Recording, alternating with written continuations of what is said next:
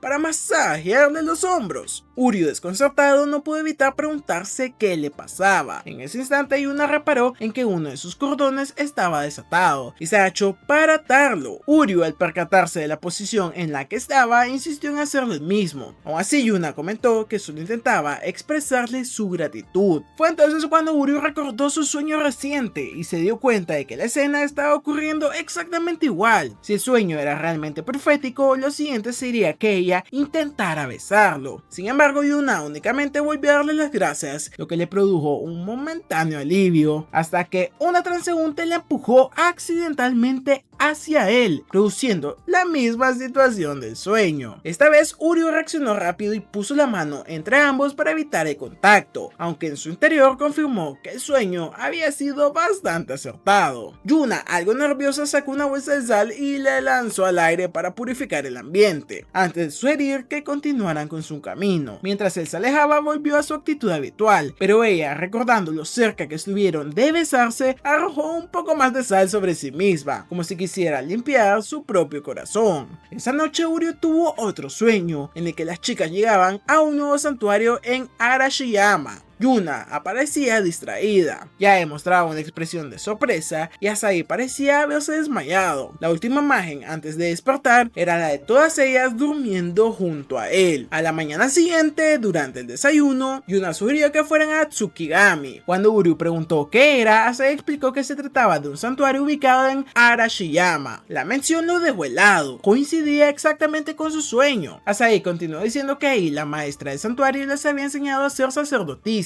y que ahora, debido al aumento de visitantes, iban a necesitar su ayuda nuevamente. Uryu, todavía perturbado, escuchó como Asahi le proponía que las acompañara, pero se negó tajantemente. Decidió evitar que su sueño se cumpliera, se retiró a su habitación para idear un plan. Sin embargo, antes de que pudiera concretarlo, Chidori apareció con un encargo. Le entregó un objeto importante para que lo llevara él personalmente al templo. Momentos después, Uryu corría por la calle con una caja misteriosa en sus manos.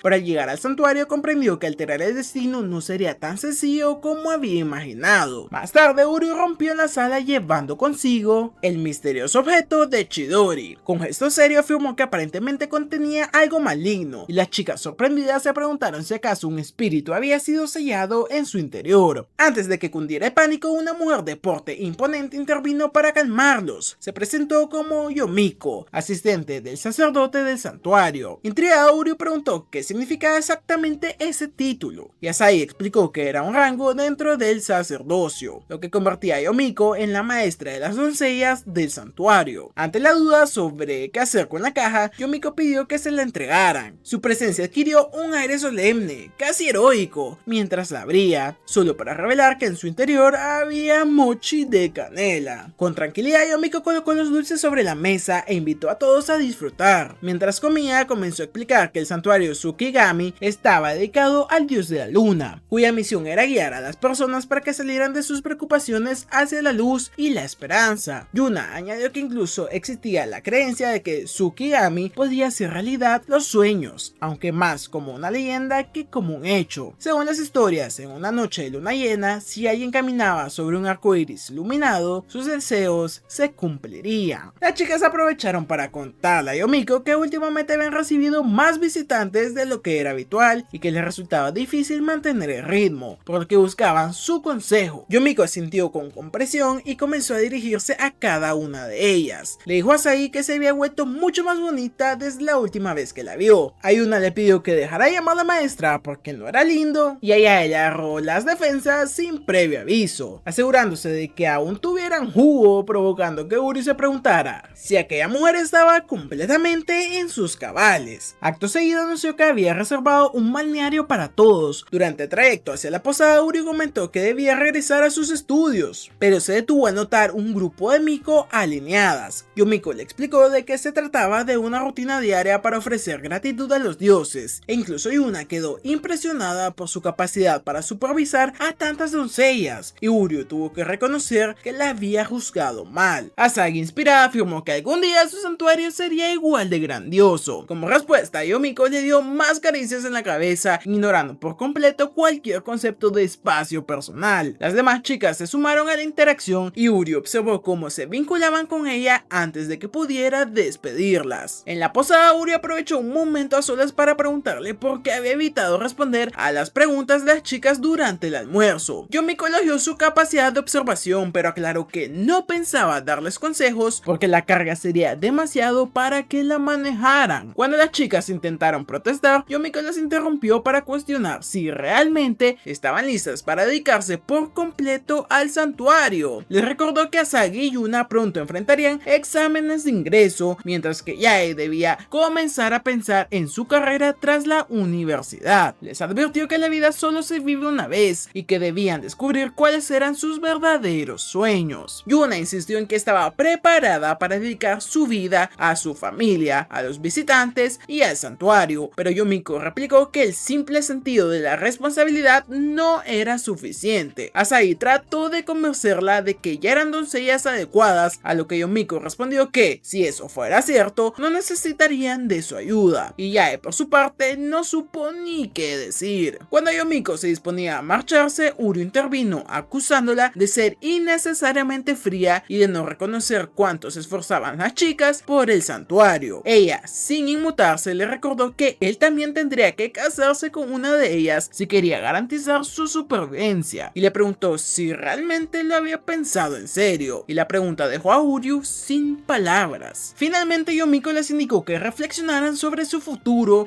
y le dieran una respuesta al día siguiente. Más tarde, Uryu y las chicas se reunieron abatidos en la entrada del santuario, y fue entonces cuando Yuna, en su característico estilo, desapareció sin decir a dónde iba. Luego de la partida de Yuna, Uryu también anunció que debía irse para continuar con sus estudios. Sin rodeos, reveló que no tenía intención alguna de hacerse cargo del santuario y comenzó a marcharse, hasta que de pronto Yuna se desplomó frente a él. Uryu intentó preguntarle qué le pasaba, pero al verla notó esa misma expresión vacía y despistada que ya había presenciado en su sueño. Mientras tanto, en otro lugar, Yumiko conversaba con su misterioso interlocutor, comentando que Uryu era exactamente como se lo habían descrito. Prometió que determinaría cuál de las chicas podría asumir las responsabilidades del santuario. De vuelta en la entrada, Asagi percibió que Yuna estaba decaída, todavía afectada por la reprimenda anterior. Uryu sugirió que Yae sería la más indicada para hablar con ella, pero la segunda, despistada, ya había desaparecido rumbo a quién sabe dónde. Y antes de eso, Asagi adoptó un modo maratón y salió corriendo para buscar a Yae. Uryu volvió su atención a Yuna, preguntándole si se encontraba bien. Ella respondió con frases mecánicas y sin sentido, como si fuera una muñeca rota, hasta que poco a poco se recompuso y le pidió que no se preocupara más por ella. Más tarde, Uryu intentó animarla ofreciéndole sopa dulce de frijoles rojos, pero Yuna la dejó caer accidentalmente, lo que desató nuevamente su depresión. Él trató de motivarla recordándole cuánto deseaba ser una sacerdotisa, pero Yuna confesó que solo lo hacía porque era lo que se esperaba de ella y que sus verdaderos deseos no importaban. Decidido a buscar otra lata de sopa, Uryu se alejó solo para descubrir a Yumiko espiando a Yuna. Ella intentó disimular diciendo que estaba dando un paseo, pero cuando Uryu regresó al banco, Yuna ya no estaba. Alarmado, comenzó a buscarla por todo el santuario hasta hallarla al borde de la cascada, con esa misma expresión ausente. Y en ese instante comprendió lo que planeaba: entrenamiento bajo la cascada. Uryu le advirtió que se mojaría la ropa, pero Yuna se quitó los pantalones e intentó avanzar. Él la sujetó intentó para detenerla y tras un forcejeo terminó presionando accidentalmente su pelota antiestrés. Y la reacción de Yuna fue inmediata, se apartó escandalizada y le gritó con furia. Más tarde Uryu se disculpó aclarando que solo intentaba ayudar, y Yuna sin embargo lo reprendió por haber dicho que no pensaba casarse con su familia, pero aún así continuaba ayudando mientras descuidaba sus estudios. Molesto, Uryu replicó que lo hacía porque ayudar a otros era lo que él quería hacer, aunque sonara patético. La sinceridad lo sorprendió incluso a él mismo y provocó que Yuna rompiera a reír. En ese momento recordó sus palabras y se dio cuenta de que no tenía por qué seguir deprimida. Asahi regresó de su búsqueda y se alegró de encontrar a Yuna más animada. Sin embargo, Uryu no pudo evitar preguntarle si se había olvidado de buscar a Yae, lo que Asahi aprovechó para bromear, insinuando que estaba enamorado de ella. Yuna se sumó al juego recordándole con una sonrisa pícara el generoso tamaño de Yae, como prueba de que era toda una adulta. Esa noche, guiado por el recuerdo de su sueño, Uryu arrastró a Yae hasta el río, y ella, sorprendida, le preguntó por qué la buscaba. Él respondió que estar sola por la noche podía ser peligroso para una chica. Sus palabras conmovieron a Yae, provocando que Uryu se sonrojara mientras intentaba concentrarse en sus estudios. De pronto Yae señaló un error en una de sus respuestas. Uryu lo observó hacer cálculos mentales y comprobó que estaba en lo cierto. No podía entender cómo podía ser tan despistada y a la vez tan brillante. Ella explicó que había aprendido muchas cosas desde que era pequeña, desde arreglos florales hasta artes marciales. Al escuchar la cantidad de caminos que podría elegir para su futuro, Uryu le preguntó si había pensado en alguno, y Yae, con aire juguetón, dijo que quizás se convertiría en diseñadora matemática o en una ama de casa sin dinero, casada con un dueño de un santuario y que además era rubio. Tremenda indirectota, pero después de las bromas se dispusieron a regresar, pero una fuerte ráfaga de viento los empujó al río, provocando que el busto de Yae dejara a Uryu sin aliento. Al salir, ella notó que si él regresaba a casa mojado terminaría resfriado, así que momentos después Uryu se encontraba sumergido en las aguas termales, preguntándose cómo era posible que sus sueños siguieran cumpliéndose uno tras otro. Mientras tanto, Yuna se lamentaba de que Uryu permaneciera aislado en su habitación, pero Yae le recordó que no había otra opción. Cuando Yuna le preguntó si había ocurrido algo entre ella y Uryu, Yae le devolvió la pregunta, y esto hizo que Yuna recordara el incidente con la pelota antiestrés y salió apresuradamente de la habitación para evitar esa conversación. Tras la abrupta salida de Yuna, Asahi, con una sonrisa maliciosa, sugirió que Yae compartiera un baño con Uryu como forma de disculpa. Yae, sin titubear, se dirigió a él para informarle que estaba a punto de entrar al baño. Aquello provocó que Uryu, incapaz de controlar su imaginación, visualizara a Yae en situaciones inapropiadas dentro de la bañera y junto con él, lo que hizo que su nariz comenzara a sangrar de forma instantánea. Desesperado buscó dónde esconderse, pero cuando ya entró a la habitación, lo único que alcanzó a tomar fue una planta en maceta para cubrirse. Yae, con una mezcla de sorpresa y picardía, adivinó inmediatamente en qué había estado pensando y lo acusó de ser un pervertido por imaginarla así. Más tarde, Uryu trató de concentrarse en su lectura, sentado cerca de una máquina expendedora. Pasados 30 minutos logró terminar el texto, pero notó que Yae seguía en el mismo lugar, inmóvil. Al preguntarle por qué aún no se había ido, ella confesó que no podía decidir qué bebida comprar, ya que no sabía lo que realmente quería. Sus palabras despertaron en ella un recuerdo del pasado. Una mujer le había dicho que no necesitaba tomar decisiones, pues su vida ya estaba decidida por otros, y esa carga la había paralizado siempre que debía elegir algo. Uryu, al comprenderlo, tomó una bebida al azar y se la entregó, asegurándole que estaría ahí para guiarla siempre que lo necesitara. Mientras él se giraba para marcharse, Yae sonrió con ternura por el gesto y en un impulso derramó la bebida sobre su propio kimono. Cuando Uryu le preguntó qué estaba haciendo, ella respondió que, aunque aceptaba su apoyo, decidiría por sí misma, recordándole además que él era su hermano menor. Al llegar la hora de dormir, Asahi se mostró sospechosamente afectuosa e invitó a Uryu a compartir la cama con ella. La propuesta provocó que Yuna la reprendiera severamente, negándose rotundamente a dormir en la misma habitación con él. Para evitar más discusiones, Uryu se ofreció a dormir en un cajón, pero Asahi propuso que ninguno de ellos durmiera. Yuna, intentando calmar la tensión, le recordó su conversación anterior con Yomiko y, siguiendo ese hilo, Uryu preguntó cuáles eran sus verdaderos sueños. Las chicas se pusieron nerviosas hasta que Asahi, en tono de broma, sugirió sugirió que podría quitarse la ropa. Uryu, visiblemente irritado, le recomendó buscar ayuda. Entonces Yae propuso iniciar una pelea de almohadas, golpeándole de lleno a Yuna y despertando en ella un espíritu combativo que no dudó en desatar. Más tarde Uryu despertó y se encontró con Yae y Yuna durmiendo encima de él. Salió en busca de Asahi y la halló apartada, concentrada en su teléfono. Al preguntarle qué hacía, ella sobresaltada dejó caer el dispositivo. Uryu lo recogió y sin querer vio un correo donde se indicaba que Asahi había sido reclutada por una prestigiosa escuela de Tokio para carreras de relevos. Asahi confesó que le habían contactado el año anterior y que planeaba mudarse a Tokio el próximo año. Cuando Uryu le preguntó si ya había informado a su familia sobre su decisión de abandonar el santuario, ella explicó que su abuelo estaba al tanto, pero que no quería preocupar a sus hermanas hasta que llegara el momento. Uryu cuestionó si temía que las hermanas no la apoyaran, pero Asahi aseguró que no era así, sabía que lo harían, pero precisamente por eso prefería no hablar del tema. Él calificó su razonamiento como una tontería y, decidido a que ella lo discutiera con ellas, intentó arrastrarla de vuelta. Sin embargo, tropezó y cayó sobre ella. Asahi, aprovechando la oportunidad, tomó rápidamente algunas fotografías y amenazó con filtrarlas si él no guardaba el secreto. Pese a la advertencia, Uryu se mantuvo firme y se negó a ceder, aunque su nariz volvió a sangrar al encontrarse con la justa vista que tenía frente a él. Justo en ese momento, Yuna emergió de su habitación, provocando que Asahi saliera corriendo sin dar ningún tipo de explicación. Intrigada, Yuna se acercó a Uryu y le preguntó qué le había hecho a ella, y ante la presión él confesó el accidente visual que acababa de tener con Asahi. Y Yae, sin perder el tiempo, lo bautizó con sal para purificarlo. Aprovechando el momento, Uryu les reveló también el plan de Asahi de mudarse a Tokio el próximo año. Sin embargo, para su sorpresa, las chicas ya estaban al tanto. Explicaron que no les gustaba entrometerse en los asuntos personales de las demás, y que, aunque Asahi siempre había sido algo torpe, también había demostrado ser fuerte y persistente. Uryu, aún preocupado, preguntó qué pasaría si en el fondo ella no quería seguir ese camino. Ante esto, las chicas decidieron que lo mejor sería preguntarle directamente a ella cómo se sentía. Y hasta aquí vamos a dejar esta parte de resumen. Si quieres ver cómo continúan contándose sus sueños y qué sucede al final de la noche, no olvides dejar tu like, comentar, suscribirte y por supuesto ver los videos que te estoy dejando en pantalla, que estoy seguro que te van a encantar.